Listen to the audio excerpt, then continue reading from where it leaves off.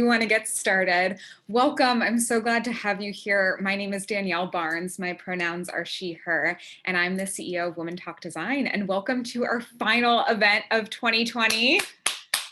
It's hard to believe this year has come to an end, but we are so thrilled to be here with you tonight for this final event tonight or this morning or wherever you are around the world for our final speaker story. So I want to get us kicked off with a couple of things to let you know what to expect for this event, and then I'll introduce our speaker and get started. So if you haven't been to this event before, the way it works is I'll introduce our speaker. I have some questions to get us started, and then we really want to hear from you. So I encourage you to start thinking about what questions you have for Sarah, and about halfway through, I'll encourage you to start putting them in the chat, and then we'll read them out loud and get those questions answered. We also encourage you to stick around for the last 15 minutes of the event. We'll have an opportunity for you all to get to know one another. So I have some prompts. We'll put you in breakout rooms and you can keep the conversation going. I also wanted to note that we are recording this event and we have live captioning. So if you look at that live streaming link at the top of your screen, that's actually the link to live captioning if you'd like to follow along that way. It's automated, so it's imperfect, but a way that you can follow along through captions as well.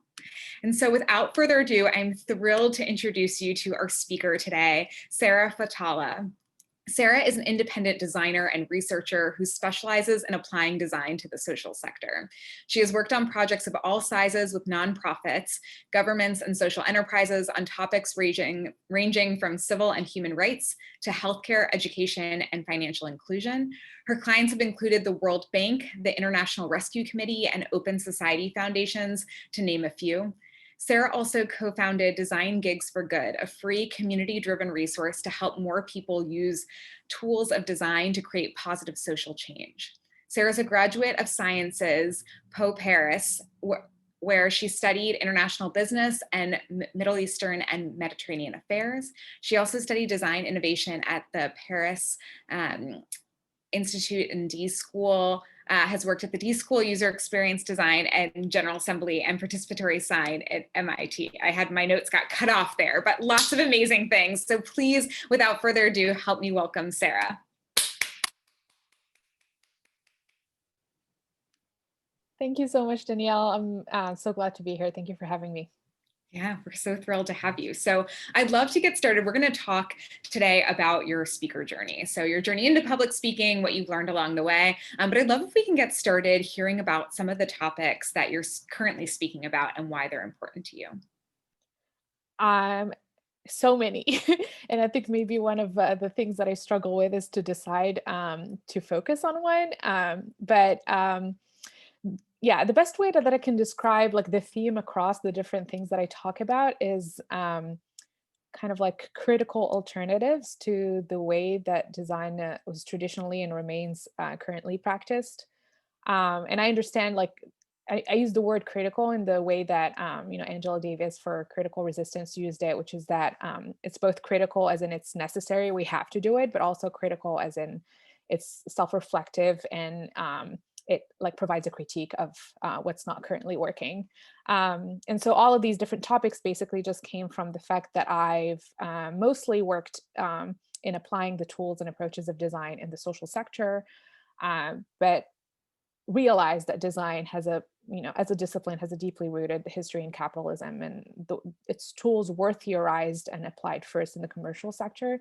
So as we attempt to apply design to the social sector, we're bound to come face to face with all the ways in which it's inherently inadequate. And so what that means is I've talked about, what it means to engage with vulnerable communities, what it means to strive to minimize extraction through our design and design research processes. How do we compensate participants? How do we disengage from coloniality? How do we increase, community capacity and ownership of design outcomes, et cetera, et cetera. But the theme being critical alternatives is the best way that I could find to describe it. Yeah, there's lots of important topics there. And I'd love to hear a little bit about how you got started speaking on that. And maybe when you started speaking, you were speaking on other topics. And so if you don't mind sharing a bit of that journey of how you got started, that'd be great. I was one of the lucky ones, actually, because my very first speaking engagement, I was invited by a student conference called Better World by Design in Providence, Rhode Island. And they invited me to speak to a panel at the time that was in research and design for development. And this was my first year as a design professional. So not only I was like so incredibly honored that how did they even reach out to me? I don't know. But I was also hella nervous because I had never spoken before, and felt like the weight of, just being in public for the first time and trying to present my work. Um, it I've always spoken about similar topics, so that hasn't changed a lot. Though I think in earlier years, it tended to be sort of more descriptive of the kind of work that I do, whereas I think in recent years it's become like a little bit more sort of critical and reflective than just descriptive of the work. Yeah, so I know that you mentioned that first speaking engagement, they reached out to you, and it sounds like you don't know how they heard of you. Maybe you were recommended, or they came across you just in searching. But I'm curious, since then, how have you found your speaking engagements? Do you normally apply to things? Do folks ask you? And especially as you're thinking about where you decide to speak, how do you make some of those decisions of whether or not a speaking engagement is right for you? Yeah. Actually, for the last few years, most of my speaking engagements were things that I've applied through like a call for proposals or a call for speakers process. This was the case for the Advancing Research Conference this year. Last year was the Joins Future Conference. The year prior, I think it was Design Research in Australia. So I've applied a lot. There's also plenty of conferences I've applied to and didn't get selected to speak at.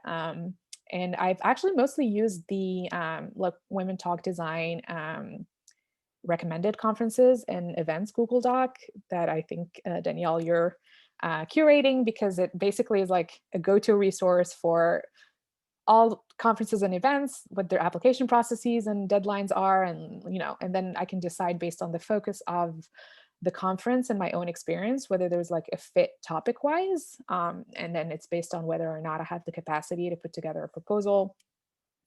I obviously also look at, for any conference, especially if it's not their first edition, like who were the people that spoke in previous years and what were the topics, to see whether that actually there is a fit, and also whether there's a diversity of voices that are being put forth on stage. So those are some of the things that I take into consideration. And not to say I've also been invited to speak at some other events, but that's been mostly through either people that I knew personally or people with whom I have like mutual friends or acquaintances. So those invitations, I've been lucky that they've been on topics that I like, and with other speakers and panelists that I admire professionally. Yeah, that's great. I know we touched on this a little bit in the beginning when you were talking about what you speak about, but I'd love if you can share a little bit more about why you speak. I know that I don't know if speaking is something that like makes you nervous. I know it can be terrifying for a lot of people, and curious, like, what is that motivation for you to do it? Why why do I speak? I think so. When I first started, I've been a freelancer for the last 4 years now, though even prior I've always been in sort of more of a consultative capacity as a designer researcher, less so of like an in-house professional. So I always used to think of public speaking as purely an opportunity for business development, to like meet potential new clients or partners, to put myself out there, to like talk about my methods and my approaches.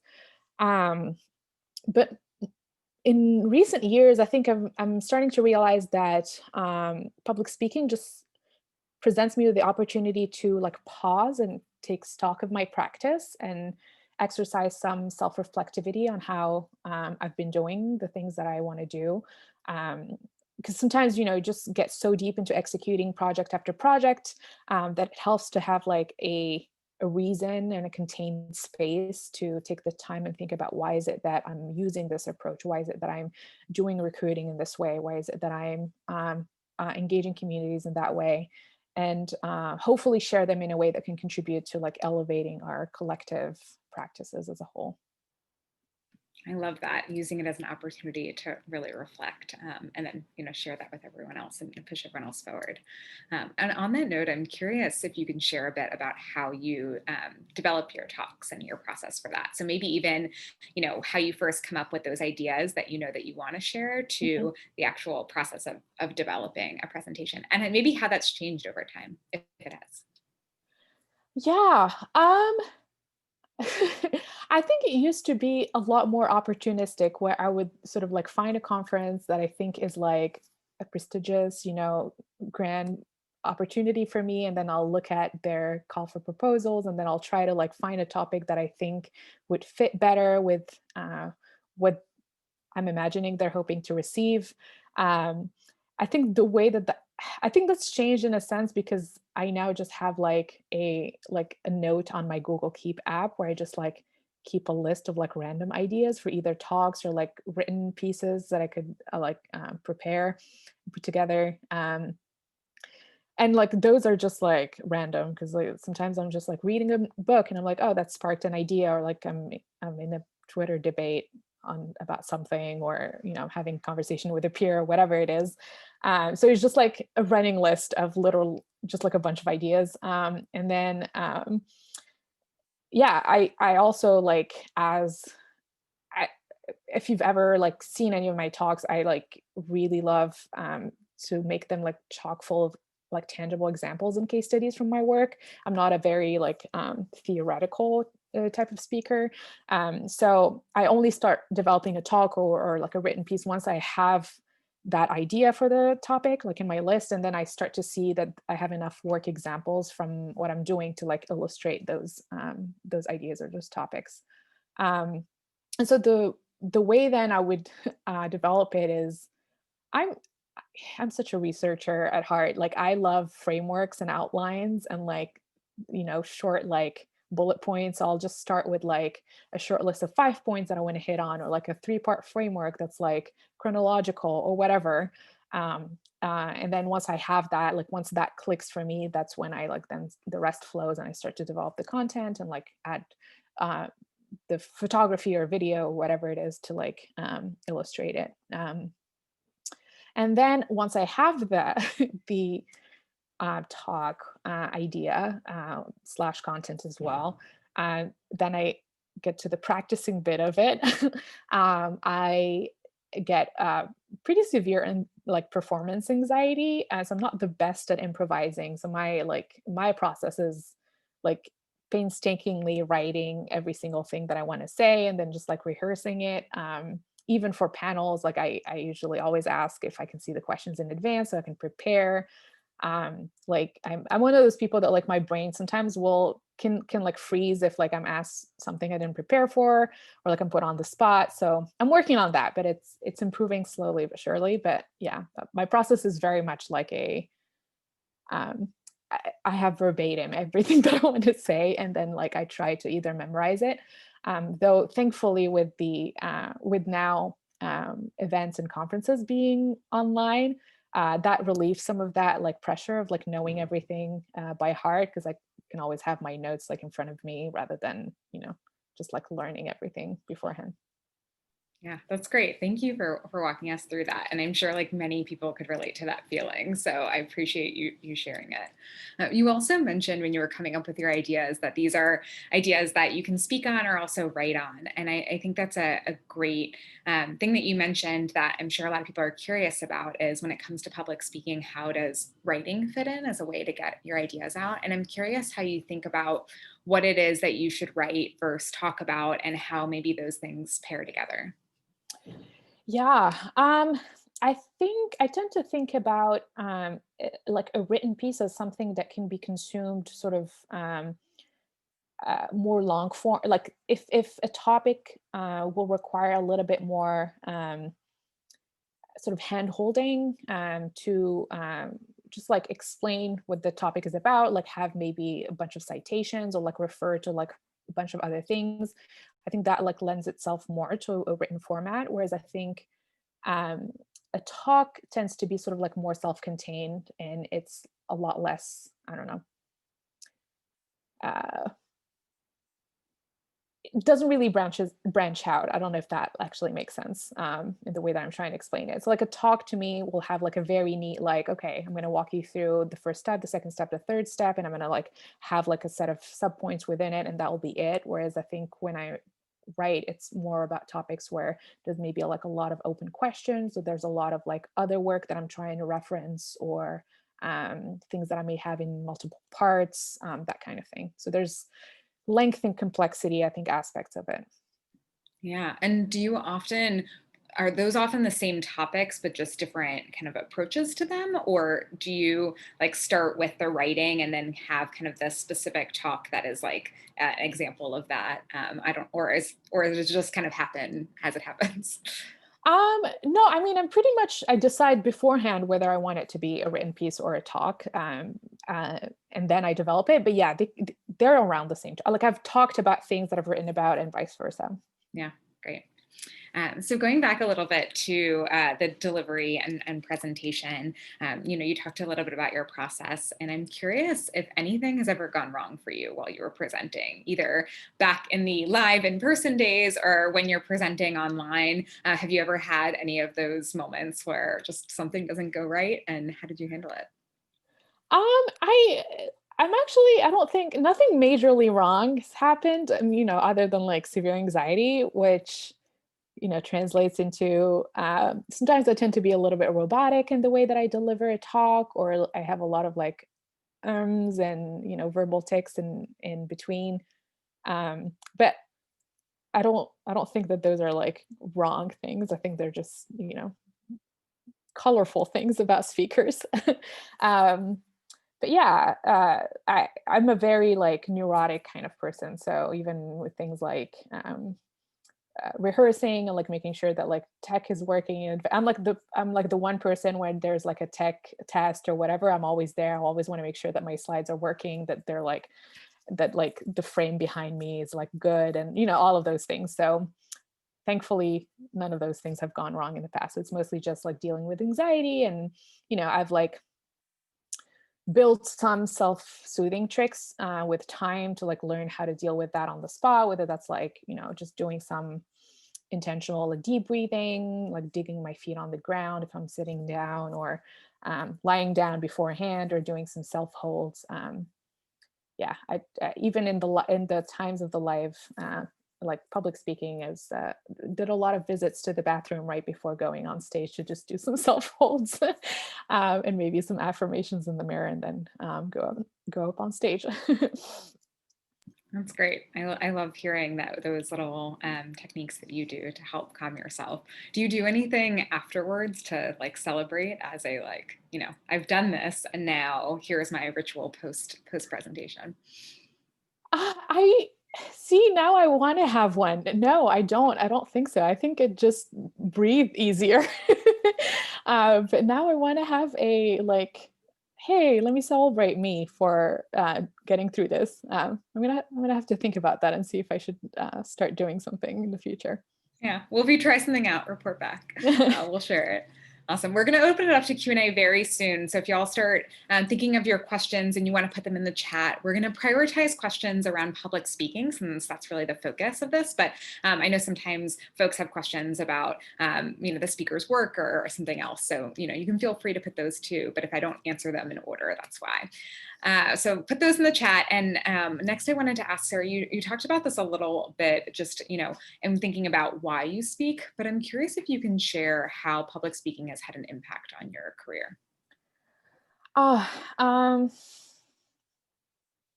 mean, there's definitely an aspect of like visibility, and like I don't like to use the word branding because it's so capitalistic and like such a, I don't know. But like there's definitely an aspect of like um being, even if people don't know me personally, like they've come across my name in relation to certain topics that I feel strongly about.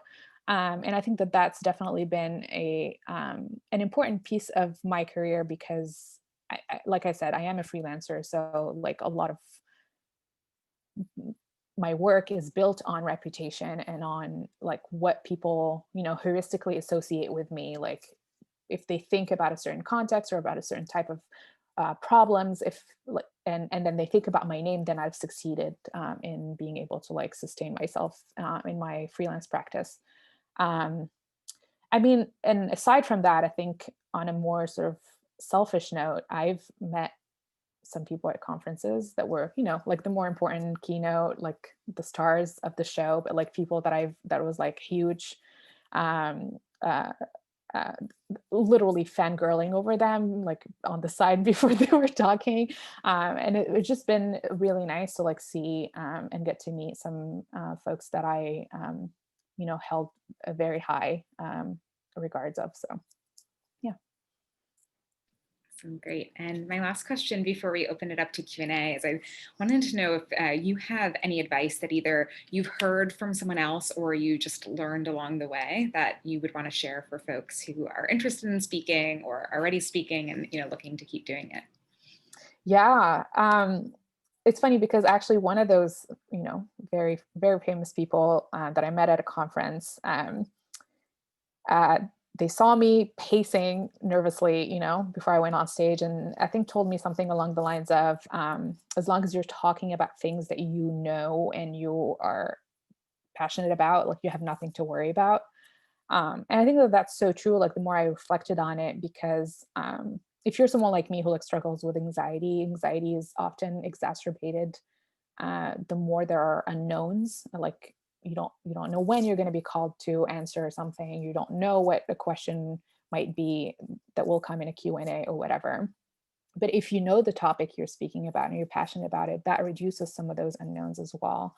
Um, and then another thing that I've learned uh, through my career is just that there's no shame in saying that you don't know the answer to something, that you're not well versed enough in a topic to voice an informed opinion about it, or even that you like just need time to think about it first before you answer. So I guess that would be my advice. Yeah, that's great. That's a great answer to this first question we got, but I'll ask it anyway, just in case there's anything you want to add on that note, because it's a bit more specific.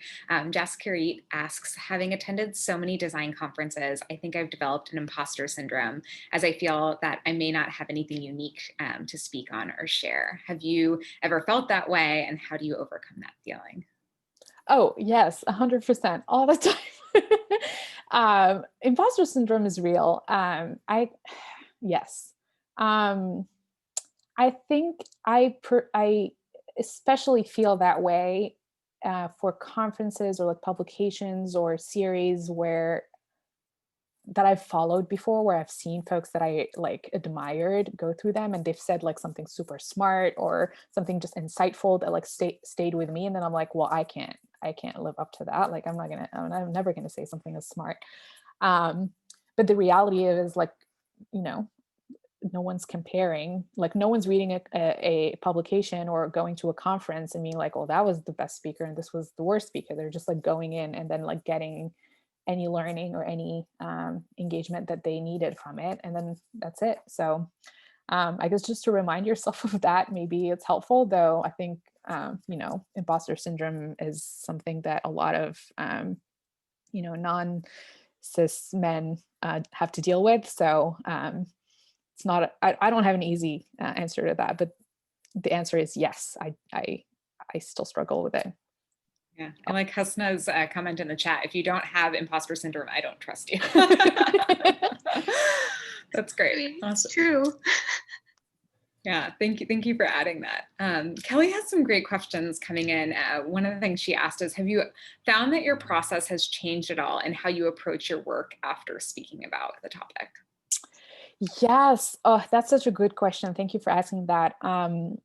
It's interesting because when I was talking about public speaking being a good opportunity for reflecting on the work, it's not just sort of a personal endeavor. It's also because when you speak publicly about something, you often get some form of feedback, whether that's from the Q&A, whether that's from folks tweeting about it, whether that's from folks asking you or like coming to talk to you afterwards.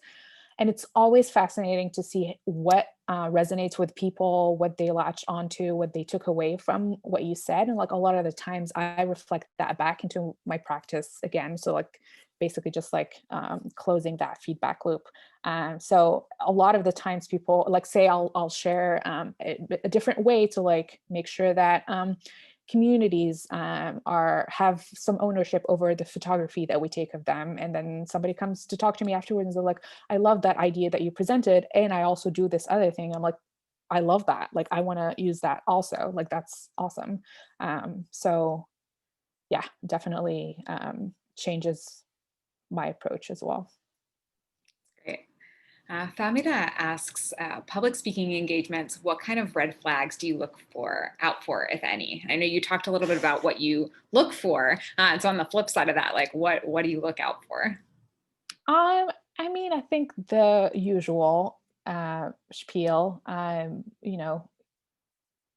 all white, middle-aged, cishet men panel type situations, uh, conferences that don't have or don't publicly share any kind of regard around like accessibility, and don't like put in efforts around captioning or live transcription or ASL translation and those kinds of things. I don't know. I think it just goes back to like whether conferences seem to align with my own personal values, and like I try to see whether that transpires in any way or another. I know I used to feel a lot more strongly about compensation in the past. I feel a lot less strongly about that because I think depending on sort of your own positionality and like your reflection on your privilege, and if you're able to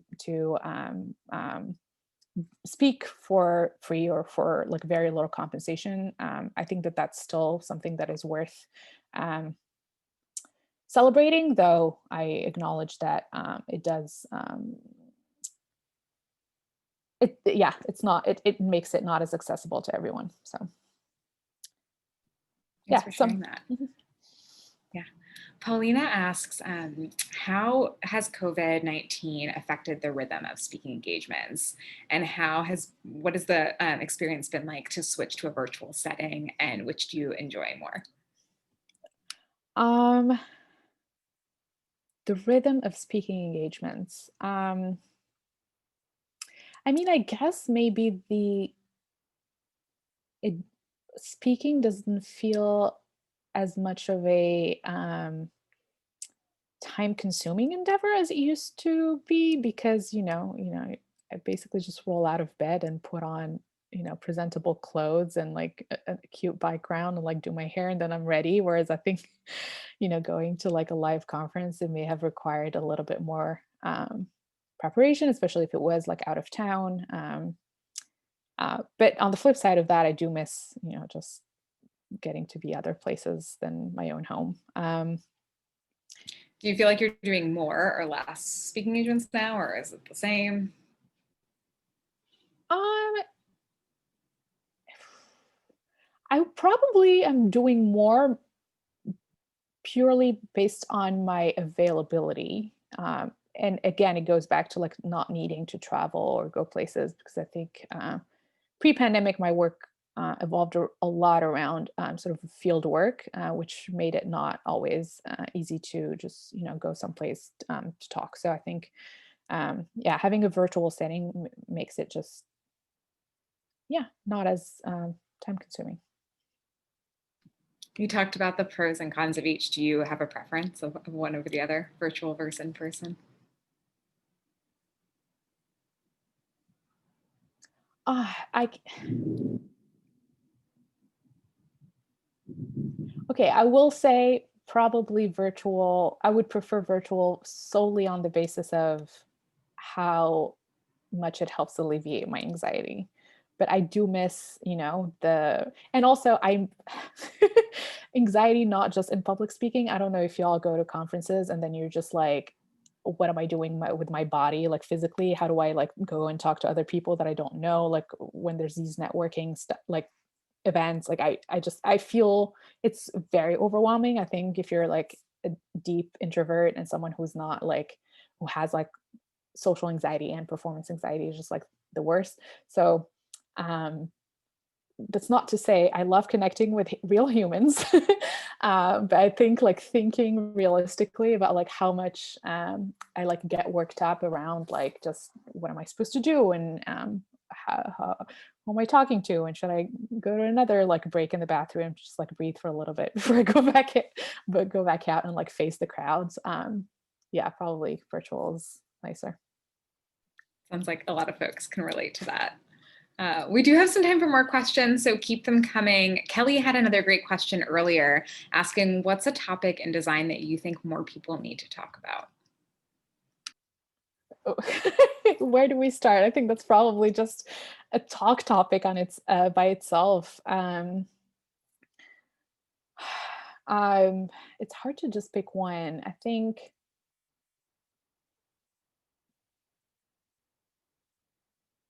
maybe just going back to I seen that Rachel's here with me, who was a co-speaker of mine at a conference earlier this year, and we were talking about trauma informed design. I think there's definitely the need to like speak a little bit more about that, and just how do we move um, beyond just recognizing that the design process can be triggering and traumatizing, but also how do we build a healing centered practice in the way that we involve communities. That would definitely be one of the topics I think we need to be talking more about, but there's so many more.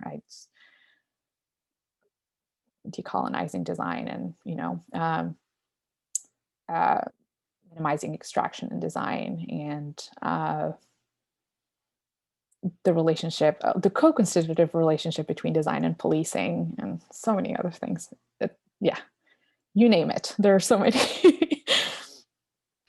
Lots of great topics for all to start looking up there.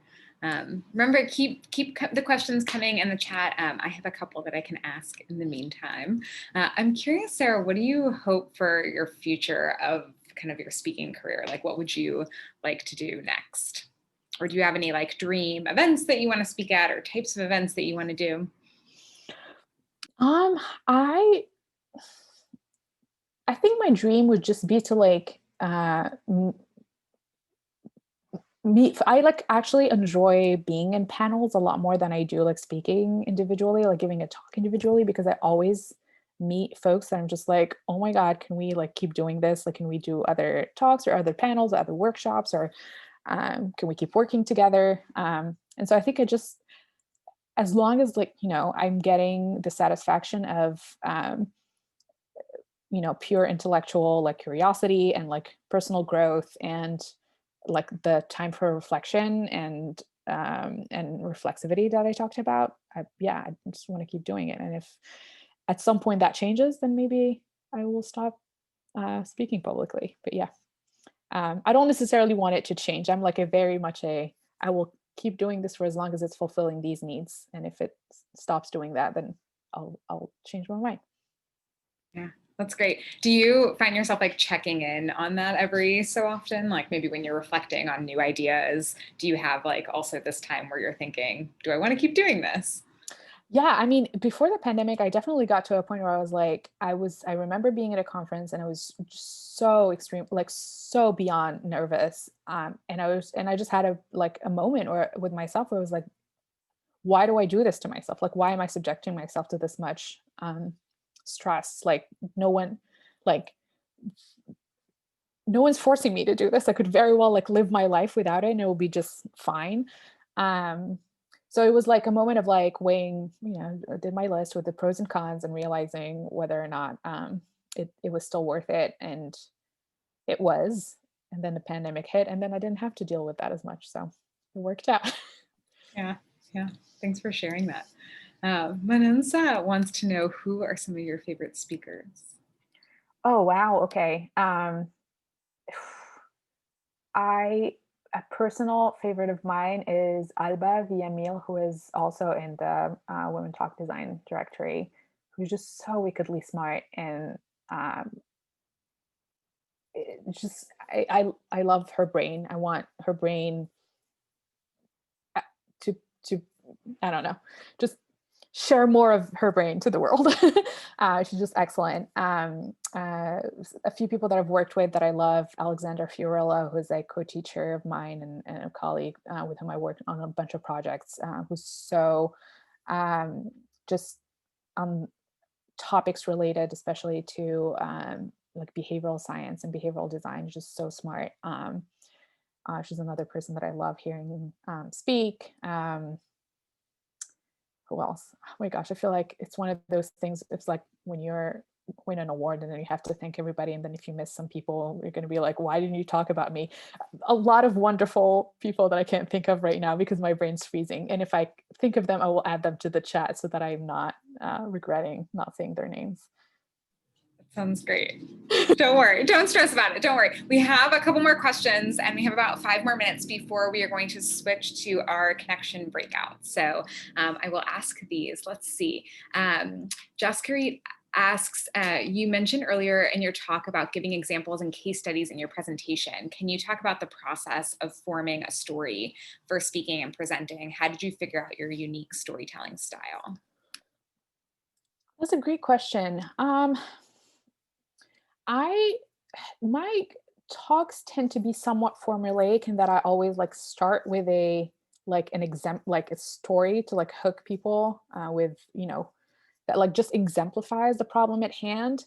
And then I tend to just I don't necessarily stay with that story, and then I like sort of branch out. So like say in a talk that I've done on engaging with vulnerable communities, I started with a story that was like so typical of the harm that could be caused when not considering the burden of doing research with communities.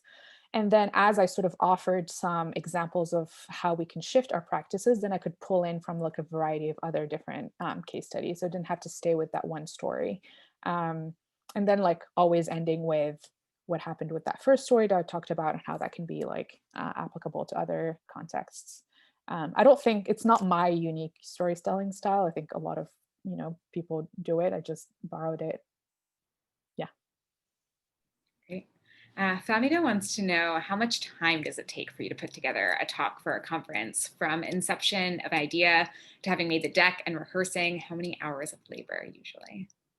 I can't say that I've tracked, but I want to say definitely days, like many days. It also depends on the length of it, and whether or not it's like new or if it's something. So I had mentioned before that I've applied to a lot of conferences, and some conferences like do require that you have like an outline or something prepared when you apply. So oftentimes I'll like if I don't get accepted, I'll try to like recycle some of the content that I've prepared, so that may take me a little bit less time. But if I were doing something from scratch and it was like, say, like a half hour or like a 20-minute talk, it may be like at least a 4 or 5 day thing. And I'm not counting. I don't know if you also can empathize with this. I'm not counting all the time that my brain is thinking about it, but I'm not doing anything about it. So like when I'm in my shower and I'm like thinking about what could be like the ideas or like the structure of it, or like I'm literally dreaming about it at night, and then at some point I will like get on the screen and like start typing something. But all of that labor has been happening in my brain. It just like didn't concretize it in any way. Since you're spending so much time with that, I know that you mentioned, there's a lot of different topics you talk on, and maybe it would be helpful to not talk on so many because of all this work that it takes. But I'm curious, how often do you speak on a certain topic? Do you have like, a number of times that you try to give a talk before you're ready to move on to it? Oh, most of my talks I've only presented once. I think there's only been one talk that I've presented twice, or like but I still modified it for the next time around. Uh, and I think it mostly comes from the fact that like I don't get then the enjoyment of like the benefits of public speaking for me are mostly about like sitting down, coming up with the topic, like the framework, presenting it, and like hearing feedback. If I were to just do it again, like present it again, it doesn't feel as gratifying to me personally. Um, though I have done it in, say, like there was an example of a talk that I'd done this year where I was internally, I just did it with a team, and like they're like it was 9 people, and then sort of represented it to a larger audience, which was more helpful. But yeah, I don't know if that answered the question.